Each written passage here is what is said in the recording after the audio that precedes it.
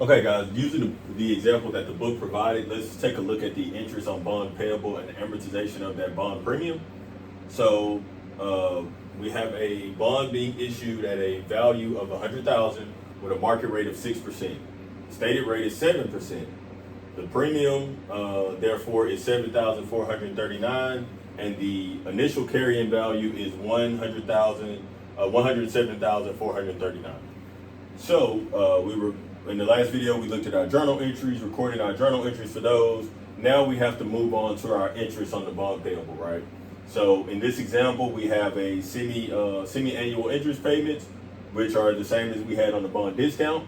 So because we have those semi-annual interest payments, you can take that 6%, multiply that by 6 over 12, which is 0.5, which will give us 3%. So looking at the cash paid on interest, the cash paid on interest is going to be the same. We're going to take that face value times the stated interest rate for this period, which is 3.5%. So that's going to be $3,500, right? So looking at our interest expense, and what we're calculating our interest expense to be is going to be the carrying value of that bond that we have on the books of 107,439 times a market rate of 3%, right? And that's going to be $3,223, right? Now, in our last example, when we were looking at the discount, this amount was higher than the cash paid. Well, now because we have a premium that we're amortizing on this bond, this amount is going to be less. The interest expense is going to be less than what's paid during the period.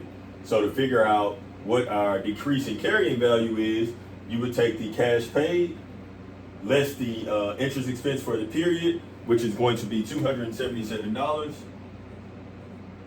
right? So now when we start off on that next period, when we're calculating the interest for our second period, that carrying value of the loan is now 107,162.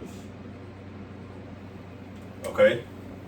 And that's because we have to take this decrease in carrying value of the bond premium and make sure we subtract that out of the carrying value that we have, right? So now if we want to go to our second interest payment, the amount paid is still going to be $3,500, right?